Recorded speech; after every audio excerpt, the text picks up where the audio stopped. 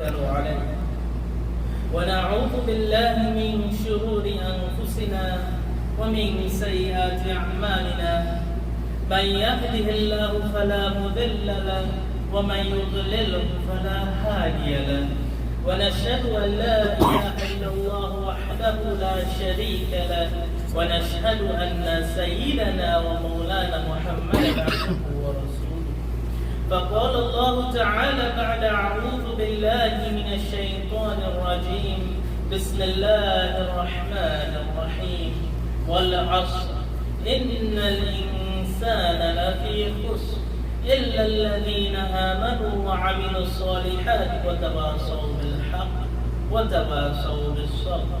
وقال النبي صلى الله عليه وسلم في الحديث الدنيا سجن المؤمن وجنة الكافر. صدق الله وصدق الرسول ونحن على ذلك من الشاهدين والشاكرين والحمد لله رب العالمين. Everything that exists in this dunya, every single thing that is on the face of the earth, it is there and it serves a purpose. For example, let us look at something as a tree. This tree which we take for granted, this tree which we pass by numerous times for the day, what is the purpose of this tree? This tree, it is a source of dwelling for the animals. It is a dwelling for the birds, it is a dwelling for the snakes, it's a dwelling for the smaller animals. This one tree, it is a source of food and nutrients for the animal. This one tree, it is a source of food for mankind. The purpose of this tree, it is a source of shelter from the harsh sun which we are facing. It is a source of shelter from the strong rains that we are presently facing these days. This one tree, with this tree going extinct, mankind would no longer survive on the face of the earth, because this tree, it provides oxygen for every single living creature on the face of the earth. And without oxygen, mankind, they would go extinct. And this tree, it is placed on the face of the earth by Allah. And Allah allows and sustains this tree, allows this tree to grow and sustains this tree. And this tree fulfills its purpose. It was placed on the face of the earth. We look at the animals on the face of the earth, and we look at the animals that live in the water, and specifically if we were to look at the shark that swims in the ocean, this one animal, this fish, this shark that swims in the ocean, it is feared by man. It is the apex predator of the ocean. And if this shark, it was to go extinct, what would be the situation? What would be the condition of this world? The ecosystem in the ocean, it would now become imbalanced. There would be no balance again because of this one creature, this shark going extinct.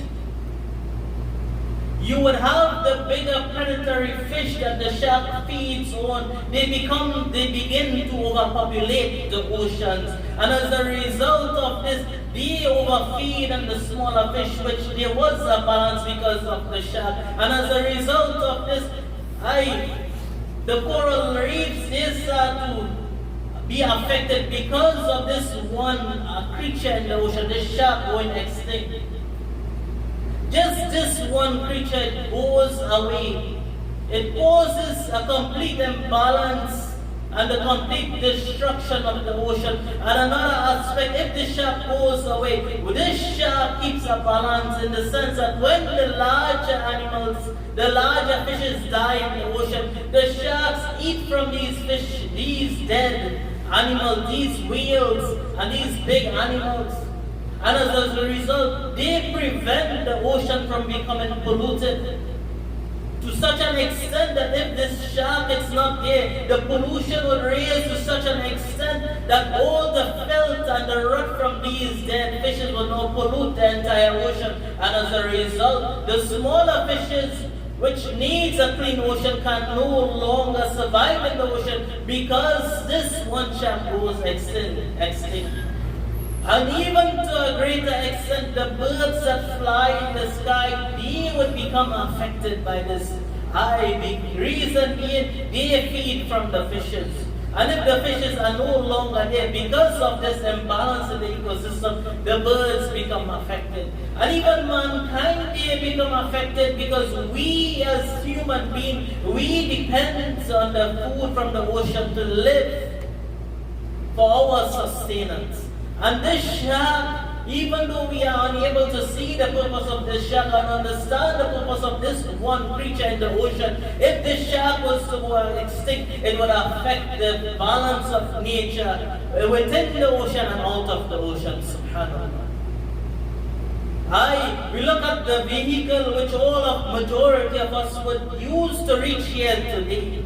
If this vehicle which was created by man is no longer in existence, it was to go away, it was to be taken away, there are no longer vehicles on the face of the earth, then what would be our situation when we leave this masjid? When those who have to return to work, what would be the situation? Would they be able to return to work on time? What would be our situation during the weekend when we have to fulfill our needs, which usually takes us 10-15 minutes to run to the grocery, would now take us 2 and 3 hours to reach to the grocery. It would directly impact our lives. And this vehicle serves this purpose. And without it being without we having availability to that vehicle, then as a result, our lives will be impacted. And the question now being posed, the trees that serve their purpose, they exist and serve their purpose. And the sharks in the ocean, they serve their purpose. And the vehicle which man has created, it serves its purpose as well, which all of us are in need of. What is the purpose of mankind? What is the reason for our existence? Is our existence to go and study? Why do we go and study to get a good degree? Why do we go for a good degree to get a good job? Why do we get a good job? To give our children a good education so they can get a good degree and they can get a good job. A meaningless cycle. Because the reality of this world will come to an end. Allah subhanahu wa ta'ala is telling us, and Allah subhanahu wa ta'ala tells us in the Quran, وَمَا خَلَقْتُ الْجِنَّ وَالْإِنسَ إِلَّا لِيَعْبُدُونَ. That Allah subhanahu wa ta'ala says, I have not created man and jinn except for my worship. Allah subhanahu wa ta'ala created the trees to sustain us, to give us shelter, to give us a source of food. Allah created the shark to give us a source of food, to keep a balance in the ecosystem.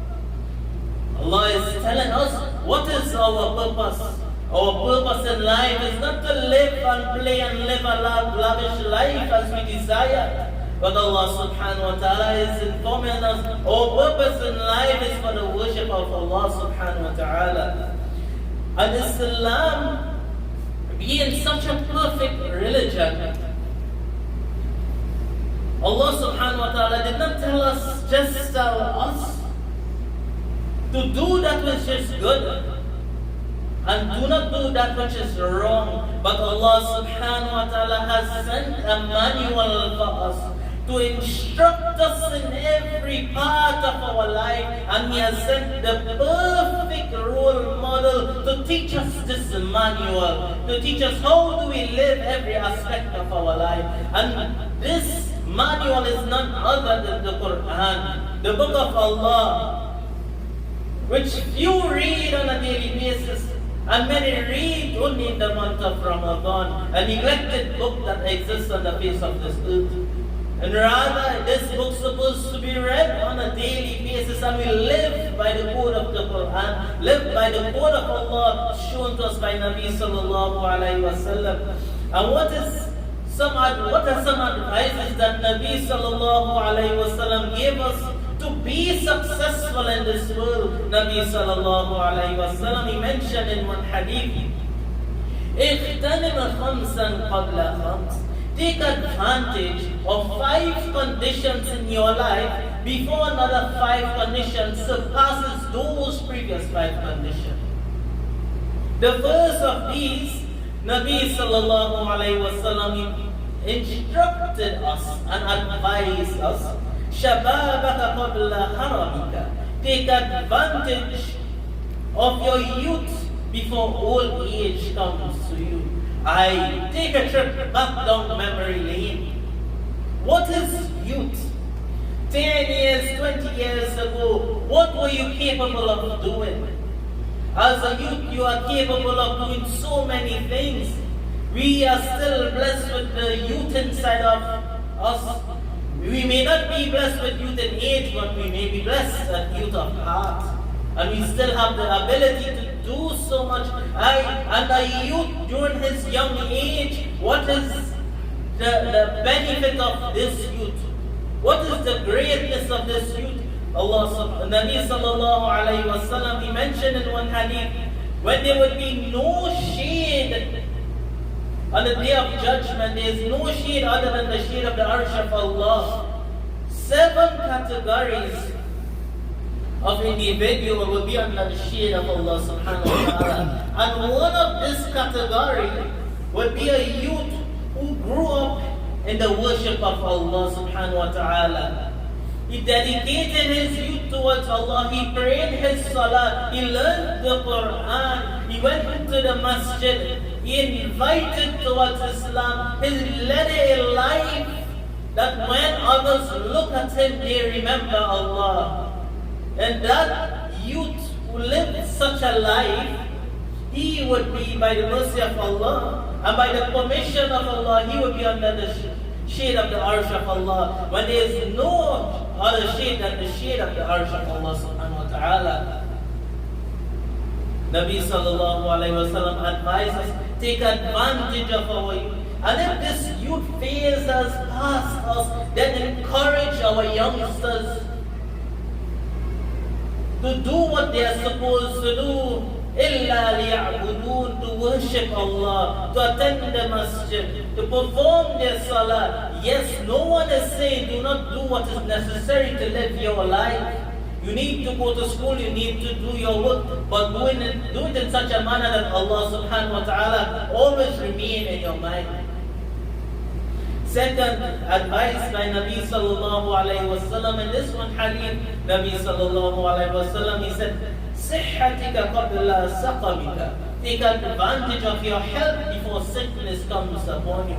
Many of us here, we would understand this. When we were young, we had health, we had strength, we could have run for a numerous amount of time, for 10, 15, 20 minutes non-stop. Look at us now, we simply get up and walk around the house and this part of our body is paining, our foot is paining, our back is paining, our shoulder is paining. If sickness were to come to you, what is our situation? As we are here today, we still have some sort of health. Nabi sallallahu alayhi wa sallam, he warned mankind, ni'matani, 2 favors of Allah, maghbunan fihima kathirun minan nas, that a lot of mankind, they overlook 2 favors. And the first of these 2 favors that Nabi sallallahu alayhi wa sallam, he warned us about, and he encouraged us to take advantage of his sihha, good health.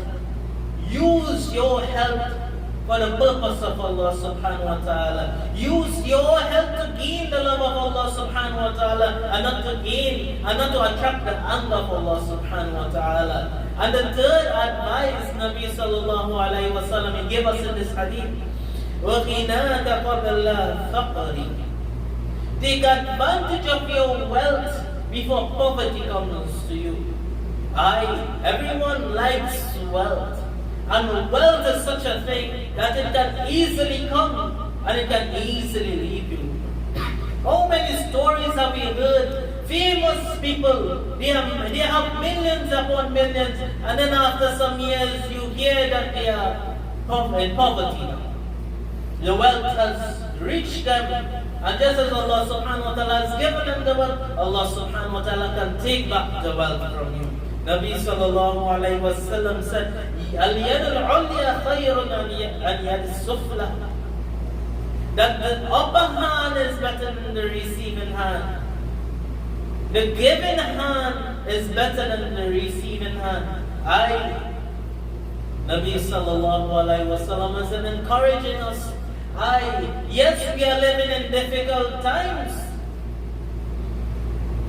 But my dear brothers and sisters, ask ourselves.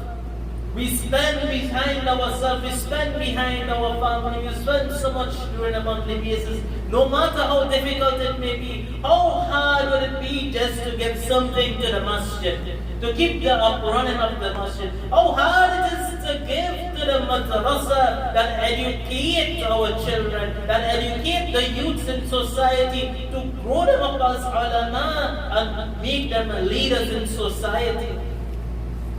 No one is saying to go and split your bank account in half and give it, but be consistent in your a'mal.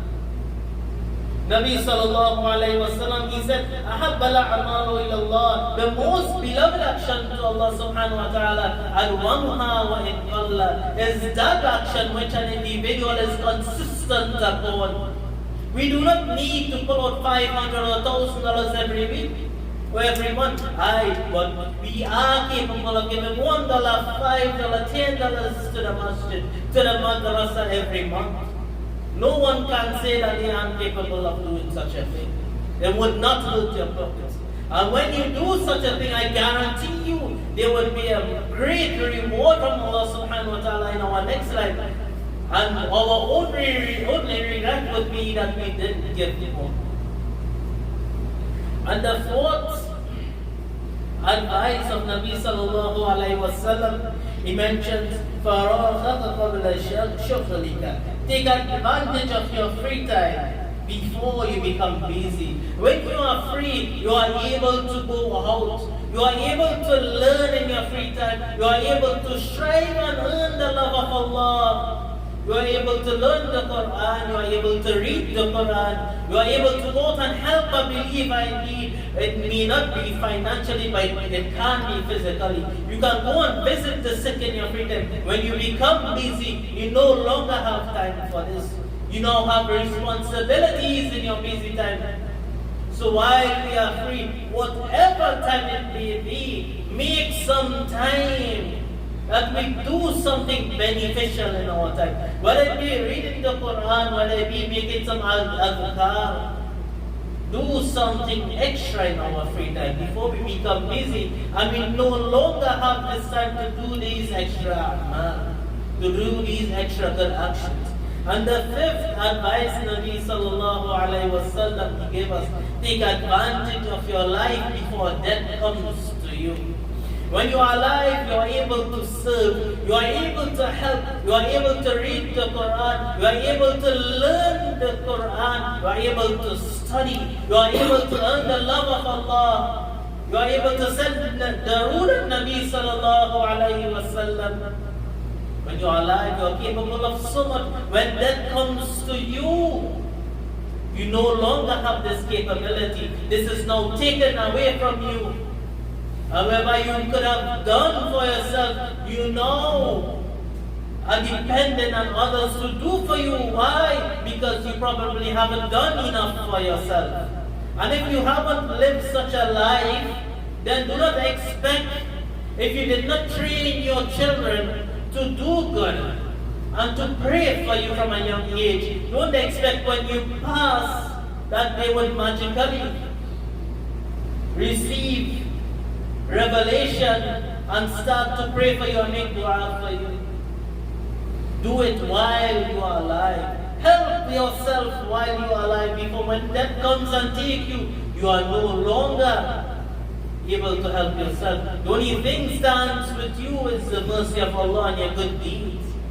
And by Allah, if our evil deeds are greater, then I pray that Allah subhanahu wa ta'ala have mercy on our souls.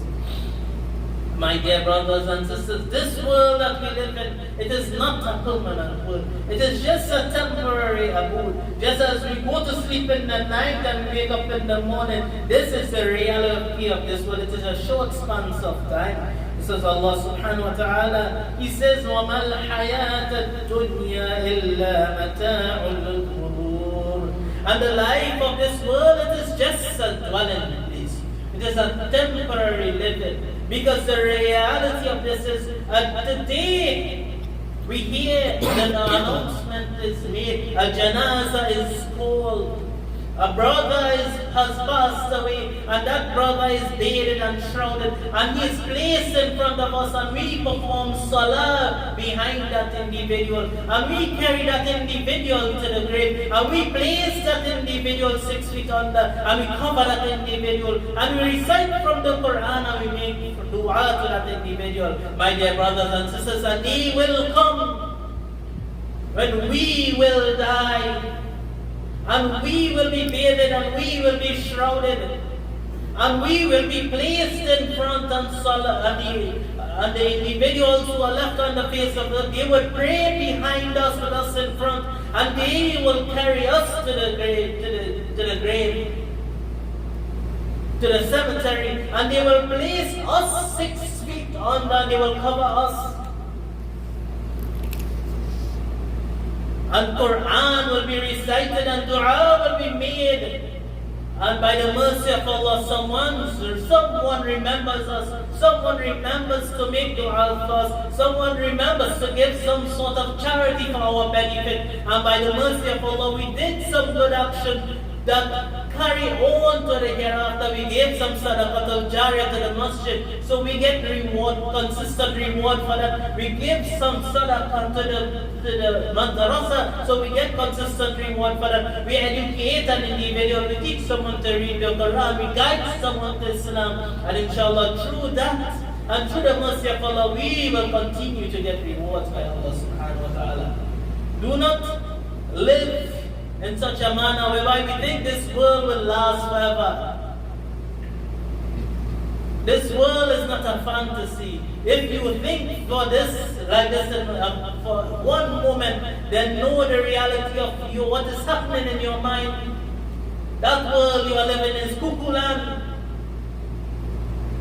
That world is not the real world. The real world begins when we die and we go 6 feet under.